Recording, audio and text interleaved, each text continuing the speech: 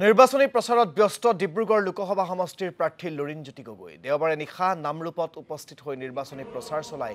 অসম জাতীয় পৰিষদৰ সভাপতিগৰাকীয়ে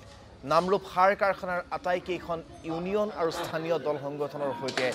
আলোচনাত মিলিত হয় ডিব্ৰুগড় সমষ্টিৰ প্ৰাৰ্থীগৰাকী ইয়াৰ লগতে বিজেপিক সমালোচনা কৰি সমষ্টিটোত জয়ী হ'ব বুলি আশা ব্যক্ত কৰে প্ৰাৰ্থীগৰাকীয়ে জনতাৰ যিটো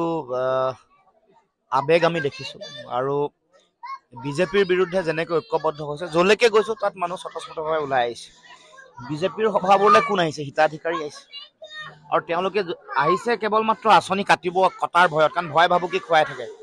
আন্তৰিকতাৰে কোনো তেওঁলোকৰ ওচৰলৈ কাষ চাপি যোৱা নাই বা নাযায়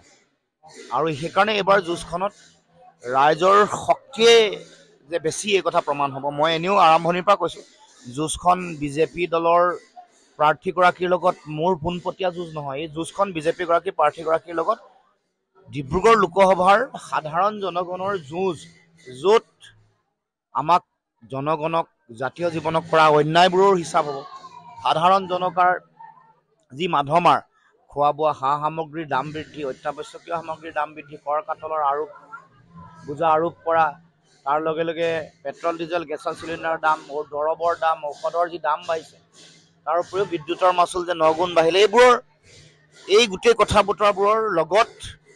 বিজেপিৰ প্ৰাৰ্থীগৰাকীৰ যুঁজ এই যে অন্যায় কৰিছে এই যে মানুহক এনেকৈ জীয়াটো ভোগাইছে তাৰ উপৰিও যিবোৰ জাতীয় বিষয় জাপি দিলে ভাষা কৃষ্টি সংস্কৃতি ৰাজনৈতিক ভৱিষ্যত ধ্বংস কৰিলে 5গৰাকীকৈ শ্বহীদ কৰিলে সেইটো সময়ত মুখ্যমন্ত্ৰীৰ আসনত প্ৰাৰ্থীগৰাকী আছে